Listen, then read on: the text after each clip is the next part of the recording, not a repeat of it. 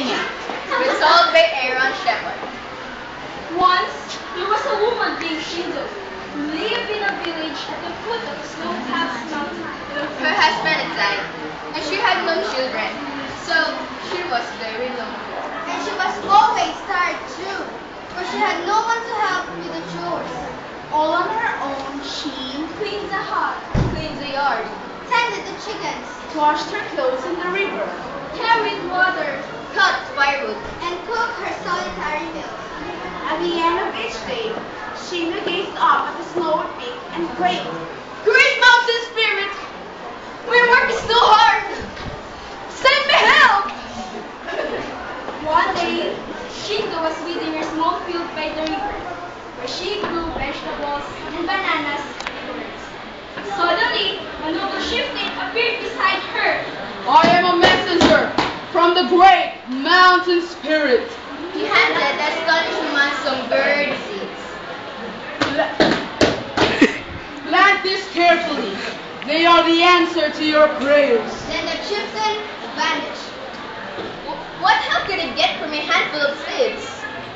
Still, she planted and tended them as carefully as she could. Shindo was amazed at how quickly the seeds grew.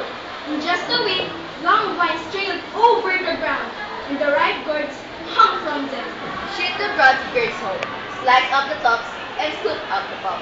Then she laid the gourds on the rafters of her hut to dry.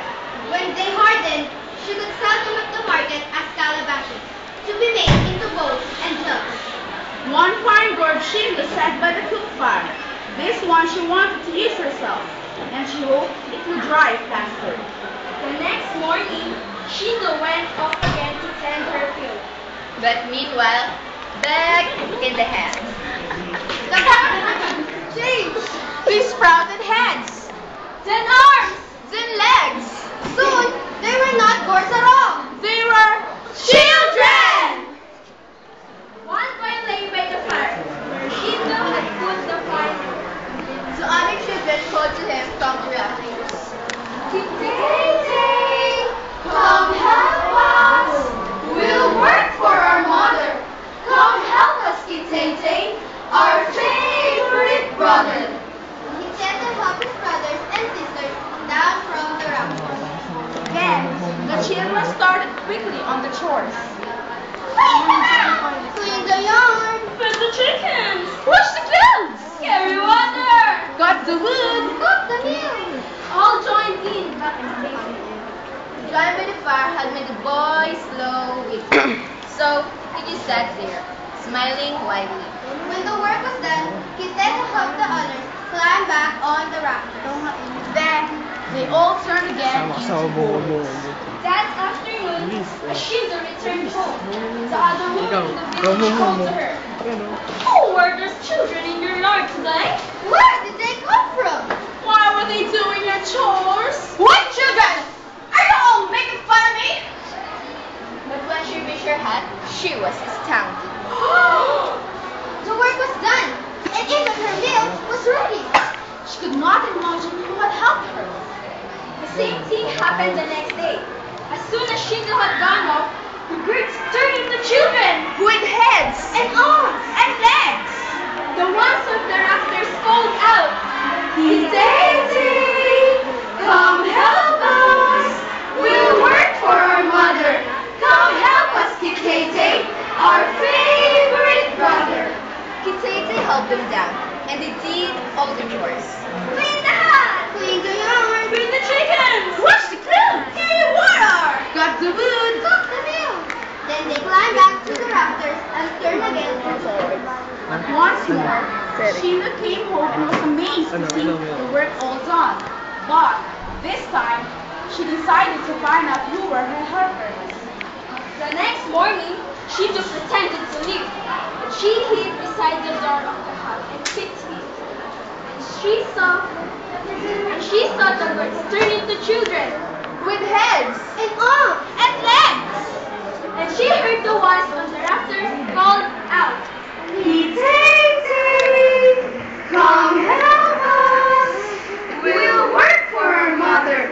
Come help us, Kitty, our favorite brother." Kitete down. As the children rushed out the door, Junior ran into Shinzo. She was too astonished to speak, and so were the children. But after a moment, they went on with their chores. Clean the house! Clean the yard! Feed the chickens! Wash the clothes! Carry water! Got the roof. Cook the meal! When they were done, they started to climb back to the rafters. No, no, you mustn't change back into girls.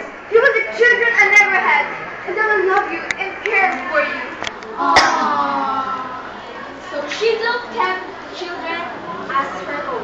She was no longer alone. And the children were so helpful. She soon became rich, with many fields of vegetables and bananas, and flocks of sheep and goats. That is, all were helpful but Kitete stayed by the fire with a simple-minded smile. Most of the time, Shinzo. In fact, Kitete was really her favorite because he was like a sweet baby. But sometimes, when she was tired or unhappy about something else, she would get annoyed and yell at him. You useless child! Why can't you be smart like your brothers and sisters and work as hard as they do? Kitete would only grin back at her. One day, Shinzo was out in the yard, cutting vegetables for a stew. She carried the pot from the bright sunlight into the hut. She tripped over Kitete. She fell, and the clay pot shattered. Vegetables and water streamed everywhere. Stupid boy! How many told you to stay out of the way? But what can I expect? You're not a real child at all. You're nothing, nothing but a calabash. The very next moment, Kitete was no longer there. In his place was a gourd. Ah! What have I done? It's exactly what I said. You're not a calabash. You're my own darling son. The other children keep crowding into the hut. Oh, children, please do something. They look at each other a moment. Then over each other they climbed, scampering up to the rafters. When the last child had been helped up by Shindo, they called out one last time. Kitete,